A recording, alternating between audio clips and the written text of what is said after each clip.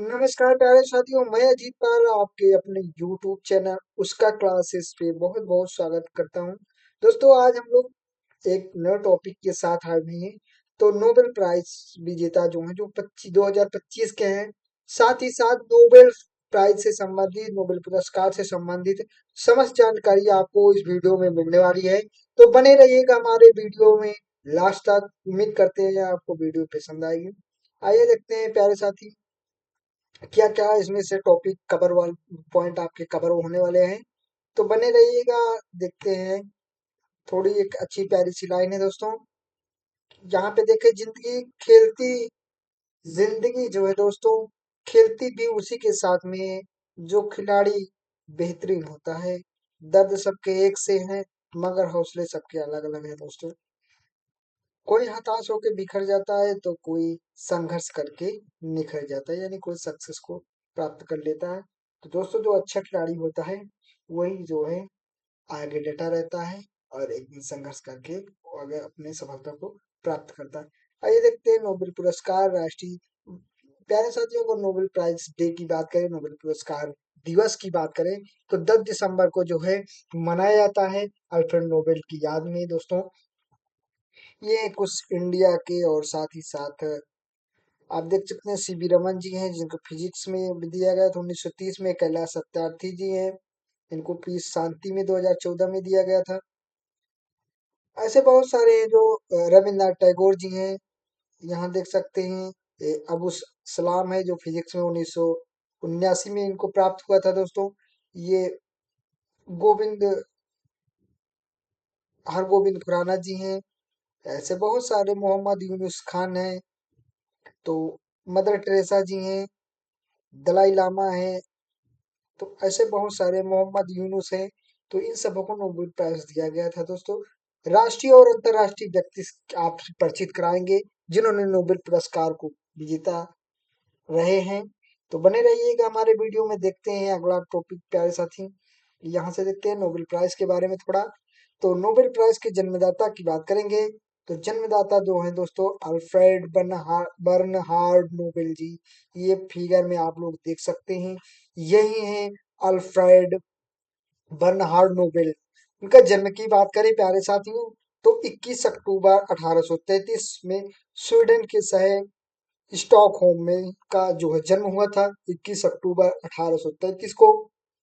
व्यवसाय की बात करें तो ये जो थे एक केमिकल इंजीनियर और स्वीडिश वैज्ञानिक थे, साइंटिस्ट है स्वीडिश। तो खोज की बात करें तो प्यारे साथियों, 1867 ईस्वी में इन्होंने डायनामाइट की खोज की थी। स्थापना की बात करें तो स्वीडन के वैज्ञानिक अल्फ्रेड बर्नहार्ड नोबेल ने 1901 में जो है इसकी स्थापना, नोबेल पुरस्कार की स्थापना की थी। 1901 से जो है स्टार्ट करते हैं। आगे देखते हैं प्यारी सारी मृत्यु की बात करें तो 10 दिसंबर 1896 ईस्वी मृत्यु मृत्यु के बाद पुरस्कारों के बारे में पता चला, जब उन्होंने अपनी वसीयत पढ़ी, जिसमें उन्होंने अपने धन से मिलने वाले सारी वार्षिक आय पुरस्कारों की मदद करने में दी थी। उनके द्वारा छोड़े गए धन से मिलने वाला ब्याज उन व्यक्तियों के बीच बांटा जाता था जिन्होंने विज्ञान, साहित्य, शांति और अर्थशास्त्र के क्षेत्र में उत्कृष्ट योगदान दिया है दोस्तों। जो उनको ब्याज मिलता था, जो इंटरेस्ट मिलता था पुरस्कार से, उन्हीं को विज्ञान, साहित्य और शांति और अर्थशास्त्र के क्षेत्र में उत्कृष्ट योगदान करने वाले व्यक्ति को जो है देते थे। अगला देखते हैं दोस्तों, पुरस्कार के लिए बनी समिति और चयनकर्ता प्रत्येक वर्ष अक्टूबर में नोबेल पुरस्कार विजेता की घोषणा करते हैं। कब प्यारे साथियों? अक्टूबर मंथ में, यहाँ से देख सकते हैं अक्टूबर में, ठीक है। लेकिन पुरस्कारों का वितरण की बात करें तो अल्फ्रेड नोबेल की पुण्यतिथि 10 दिसंबर को, कब प्यारे साथियों? 10 दिसंबर को किया जाता है, ठीक है। 10 दिसंबर को जो है यहाँ पे पुरस्कार का वितरण किया जाता। 1901 में प्रथम बार 5 क्षेत्रों में नोबेल पुरस्कार दिया गया था। भौतिकी के क्षेत्र में, रसायन के क्षेत्र में, चिकित्सा के क्षेत्र में, साहित्य के क्षेत्र में और शांति के क्षेत्र में। ठीक है। इन पांचों के क्षेत्र में 1901 में प्रथम बार 5 क्षेत्रों में नोबेल पुरस्कार दिया गया था। ठीक है, इतना पॉइंट जो है हमारा कवर होता है प्यारे साथियों। अगला देखते हैं क्या टॉपिक है। बात करते हैं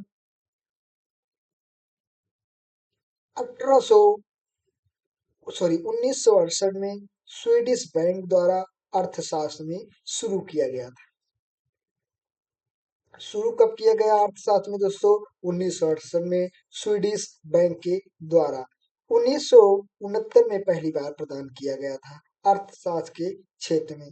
शांति का नोबेल पुरस्कार नॉर्वे की राजधानी ओस्लो में दिया जाता है। कहाँ पे प्यारे साथियों?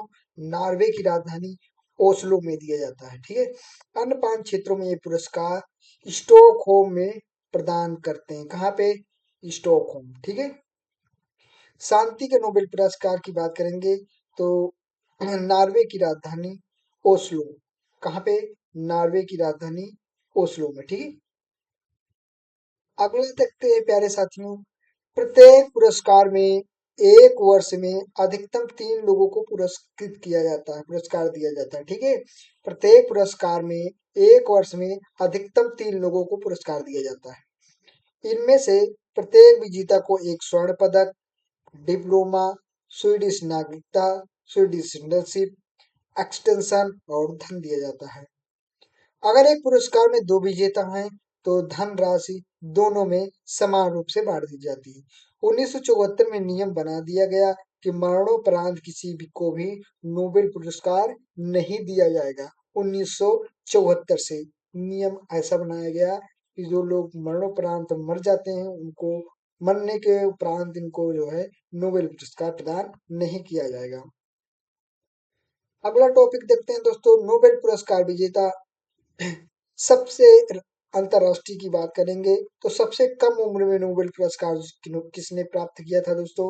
मलाला यूसुफजई।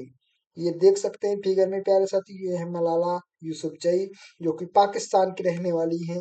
17 वर्ष की आयु में 2014 में शांति के क्षेत्र में इन्होंने पुरस्कृत किया गया था नोबेल पुरस्कार से। 2014 में 17 वर्ष की आयु में इन्होंने प्राप्त किया था नोबेल पुरस्कार।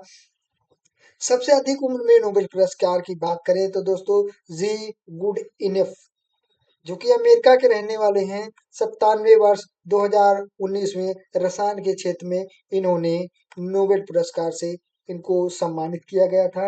इनको मलाला यूसुफजई को शांति के क्षेत्र में 2014 में, जबकि सबसे अधिक उम्र में नोबेल पुरस्कार प्राप्त करने वाला है जी गुड इनफ, अमेरिका के रहने वाले थे। 97 वर्ष में 2019 में रसायन के क्षेत्र में इनको प्रदान किया गया नोबेल पुरस्कार। देखते हैं प्यारे साथी, अगला है Nobel prize prize winners in India. तो ये कुछ चर्चित चेहरे हैं जिन्होंने भारत देश में नोबेल पुरस्कार प्राप्त किया है। आइए उन्हीं से परिचय कराते हैं आप सभी को। यहाँ से देखें तो अगला रविन्द्रनाथ टैगोर जी, जानते हैं आपको, आप सभी परिचित होंगे, ये है रविन्द्रनाथ टैगोर जी।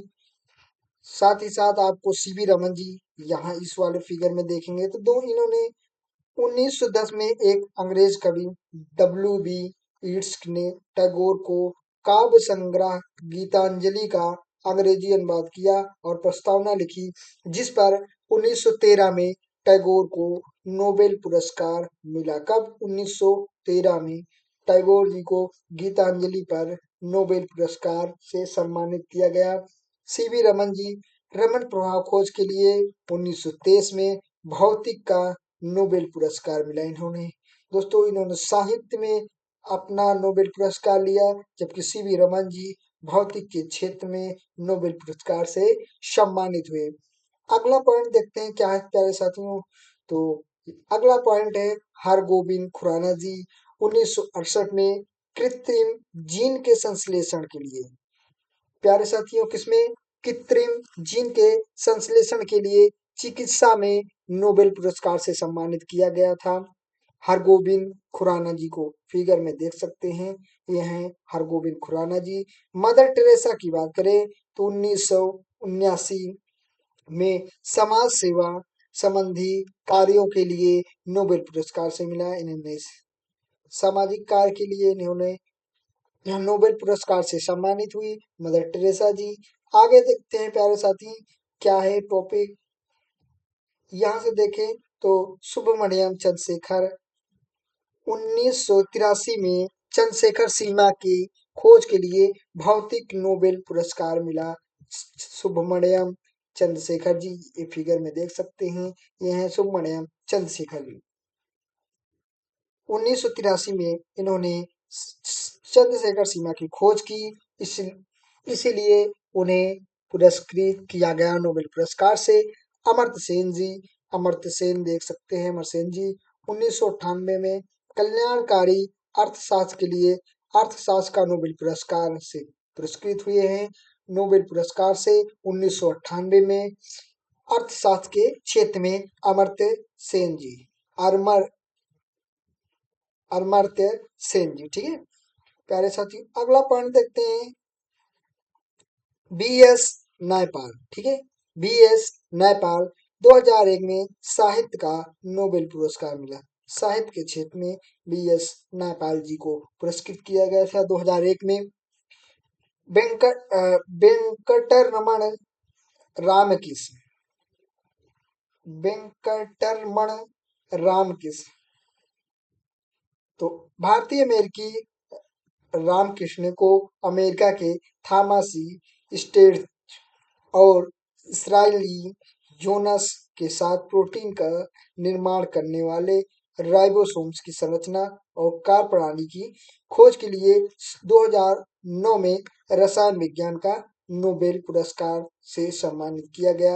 रामकृष्ण जी को फिगर में देख सकते हैं, ये हैं रामकृष्ण जी, ठीक है प्यारे साथियों देख सकते हैं ये है रामकृष्ण जी, जो कि 2009 में रसायन के क्षेत्र में इन्होंने नोबेल पुरस्कार से सम्मानित किया गया इनको। कैलाश सत्यार्थी जी की बात करेंगे, ये हैं भारतीय समाज सुधारक जिन्होंने भारत में बाल श्रम के खिलाफ काम किया और अभियान चलाया, शिक्षा के क्षेत्र की वकालत की। कैलाश सत्यार्थी ने भारत में बचपन बचाओ आंदोलन नामक आंदोलन की स्थापना की। पांचवें भारतीय नोबेल पुरस्कार विजेता भी रही हैं कैलाश सत्यार्थी जी। अगला पॉइंट देखते हैं प्यारे साथियों, बात होती है अब 2 बार नोबेल पुरस्कार प्राप्त करने वाले, ठीक है 2 बार नोबेल पुरस्कार प्राप्त करने वाले व्यक्तित्व के बारे में। तो मैडम क्यूरी, बात होती है मैडम क्यूरी की, जो 1903 में रेडियो सक्रियता भौतिकी की खोज के लिए 1911 में शुद्ध रेडियम रसायन के निष्कर्षण के लिए इन्होंने 2 बार 1903 में और 1911 में रेडियो सक्रियता के लिए भौतिक में और शुद्ध रेडियम रसायन के क्षेत्र के निष्कर्षण के लिए रसायन के क्षेत्र में इन्होंने नोबेल पुरस्कार से सम्मानित किए गए। मैडम क्यूरी जी फिगर में देख सकते हैं आप लोग फोटो में। लिनस पॉलिंग 1954 में और 1962 में। 1954 में जो है हाइब्रिड जाइन हाइब्रिड ब्रिड जाइन हाइब्रिड इज्म कक्षीय सिद्धांत रसायन के लिए, तथा 1962 में नाभिकीय परीक्षण निषेध के संधि शांति के लिए जो है लिनियस पॉलिंग इनको सम्मानित किया गया था दोस्तों। ही यूज क्वांटम मैकेनिक, इन्होंने quantum mechanic to understand and describe chemical bonding, इसके क्षेत्र में इन्होंने 1954 में जो है दोस्तों पुरस्कार से सम्मानित किए गए थे। फिगर में आप लोग देख सकते हैं ये हेलिनियस पॉलिंग। अगला पॉइंट देखते हैं दोस्तों क्या है जॉन वार्डिन। जॉन वार्डिन की बात करें 1956 में और 1972 में। 1956 की बात करें तो ट्रांजिस्टर जो कि भौतिकी आविष्कार के लिए दोस्तों ट्रांजिस्टर जो है वो भौतिक के क्षेत्र में भौतिक विज्ञान के क्षेत्र में आता है। उसके इन्वेंशन के लिए कहने मतलब आविष्कार किए थे दोस्तों। तो 1972 में अति चालकता सिद्धांत के लिए भौतिकी के क्षेत्र में फिजिक्स के क्षेत्र में इनको नोबेल पुरस्कार से सम्मानित किया था। कौन? जॉन वार्डिन, ठीक है तो John Bardeen is the only person who win 2 Nobel prize in physics, first in 1956 for the invention of the transistor के इन्वेंशन में and second in 1972 for the theory of super conductivity, super अतिता चालकता के क्षेत्र में, super conductivity के क्षेत्र में 1972 में इन्हें नोबेल पुरस्कार से सम्मानित किया गया था। 2 बार इन्होंने भौतिकी के क्षेत्र में नोबेल पुरस्कार से सम्मानित किए गए हैं। फ्रेडरिक सेंगर 1958 में इंसुलिन मोलिक्यूल संरचना रसायन के क्षेत्र में तथा 1980 में वायरस न्यूक्लियोटाइड्स के सीक्वेंसिंग में रसायन के क्षेत्र में। ठीक है, तो 1958 में और 1980 में फ्रेडरिक सेंगर जी नोबेल पुरस्कार से सम्मानित किए गए हैं। ये हैं फ्रेडरिक सेंगर जी, देख सकते हैं। अगला पॉइंट देखते हैं प्यारे साथियों क्या है। अब बात आती है दोस्तों 2025 में नोबेल पुरस्कार प्राप्त करने वाले व्यक्ति रसायन विज्ञान के क्षेत्र में बात करते हैं तो दोस्तों तो सुसुम कीता गावा, रिचर्ड रॉबसन और उमर एम यागी। योगदान की बात करें तो मेटल ऑर्गेनिक फ्रेमवर्क के विकास के लिए जो गैस भंडारण और अन्य अनुप्रयोगों के लिए उपयोगी है। इन्होंने रसायन विज्ञान के क्षेत्र में इन लोगों को सम्मानित किया गया है प्यारे साथियों। अगला बात करेंगे विजेता, तो साहित्य के क्षेत्र में लास लासलो क्रोना होरकाई। योगदान की बात करें तो साहित्य कृतियों के लिए जो कला की शक्ति को पुनर्स्थापित करती है। अगला देखते हैं प्यारे साथी क्या है, तो यहाँ से देखें तो शांति के क्षेत्र में नोबेल पुरस्कार की बात करें 2025 के तो विजेता है मारिया कोरिना मसाडो। योगदान की बात करें वेनेजुएला में लोकतांत्रिक अधिकारों को बढ़ावा देने के लिए इनको नोबेल पुरस्कार से शांति के क्षेत्र में पुरस्कृत किया गया था।